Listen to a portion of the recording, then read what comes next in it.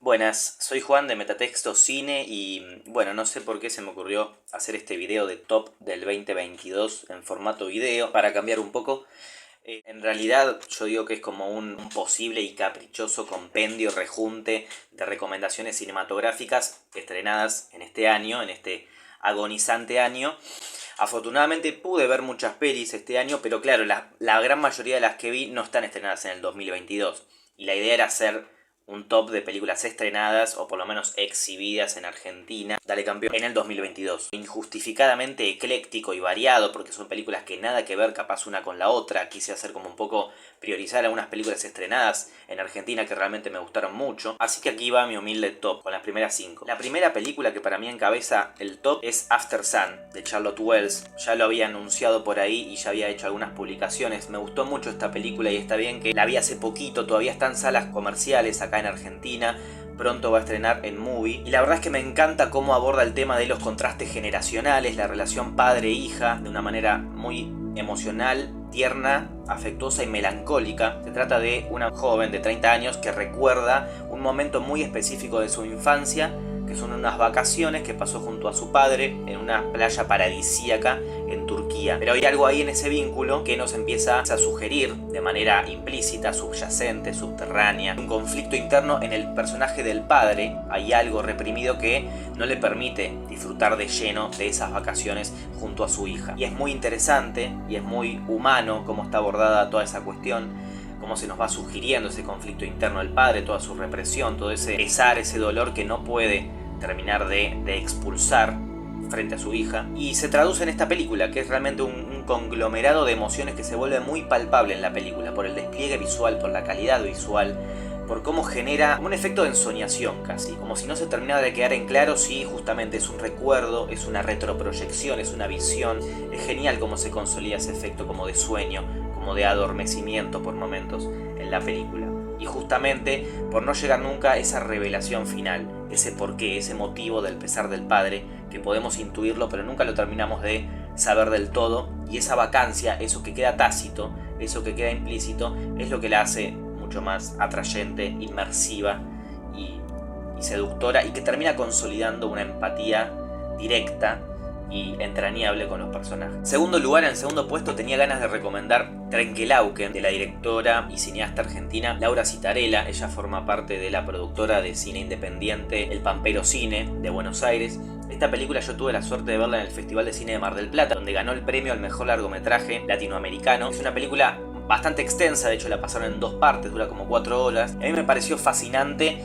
Si bien es ya un rasgo de estilo común, habitual y característico en las películas del Pampero, esto de generar como una inmersión en narrativas y en microficciones que transcurren tal vez en parajes súper ordinarios, súper comunes, como pueden ser localidades y pequeños pueblos, pequeñas localidades y pequeños pueblos de la provincia de Buenos Aires. Pero en esta hay más lugares, hay más personajes, hay más paisajes rurales, hay más calles, hay más barro, más pasto. Todo eso está llevado más al extremo. Hay una duplicación de esos aspectos que justamente operan en función de consolidar un fuerte extrañamiento en lo cotidiano, pero no en un sentido tan ambiguo o tan casi psicoanalítico en términos de lo siniestro, sino como un extrañamiento de lo cotidiano y de lo familiar, justamente porque se trata de darle una vuelta de tuerca y de crear historias y misterios intrincados dentro de un pedazo de tierra de la provincia de Buenos Aires que puede llegar a resultar justamente demasiado ordinario, demasiado común. Aparecen historias, mitos, un monstruo, el mito de un monstruo en Trenquelauquen, Laguna Redonda significa en idioma aborigen. Un misterio a través de un diálogo epistolar, o sea, entre cartas, de 2 amantes del pasado de ese pueblo,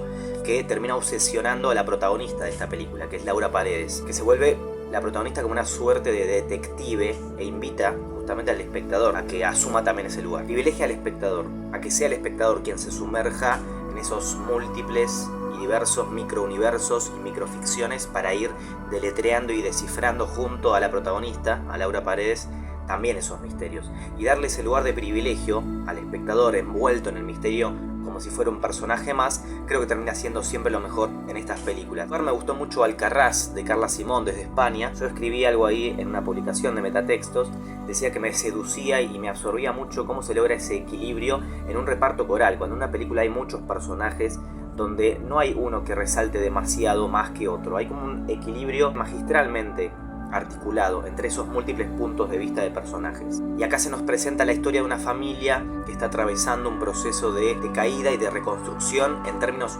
laborales, económicos.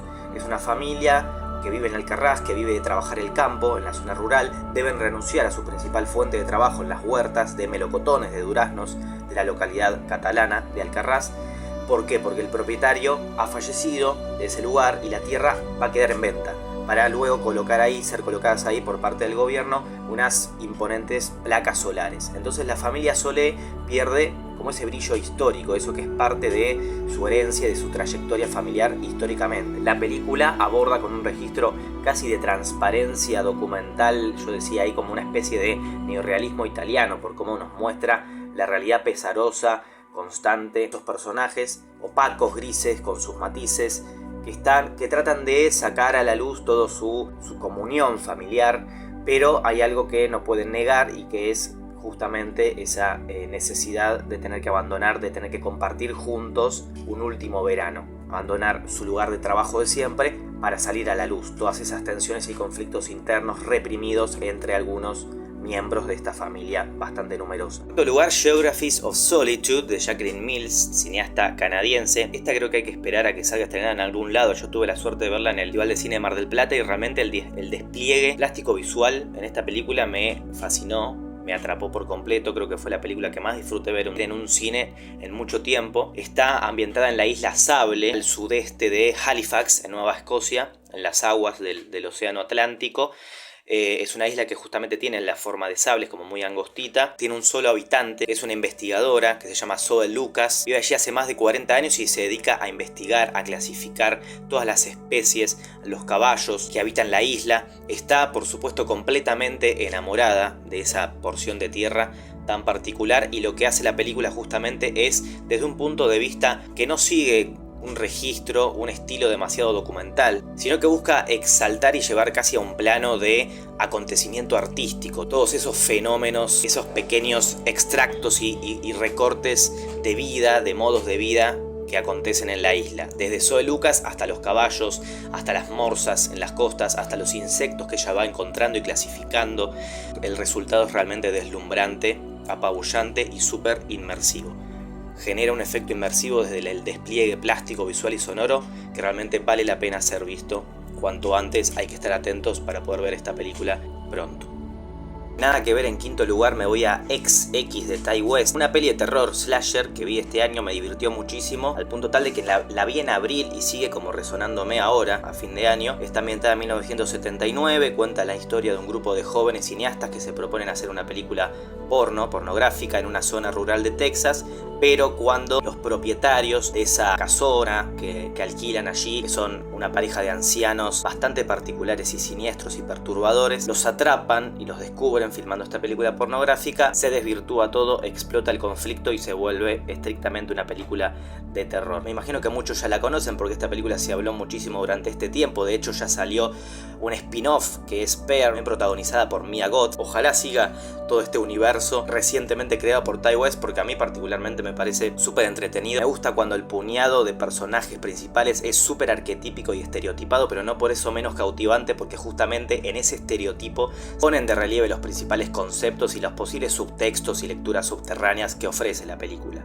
No es pura diversión slasher con sangre, gore y nada más. Porque entre tantos homenajes a la cultura de los años 70, a películas que van desde Psicosis hasta La Masacre de Texas, por supuesto, también se atreve a abordar esas problemáticas que tienen que ver con tabúes contemporáneos. El tema de hablar del sexo o la represión sexual, sobre todo en la vejez.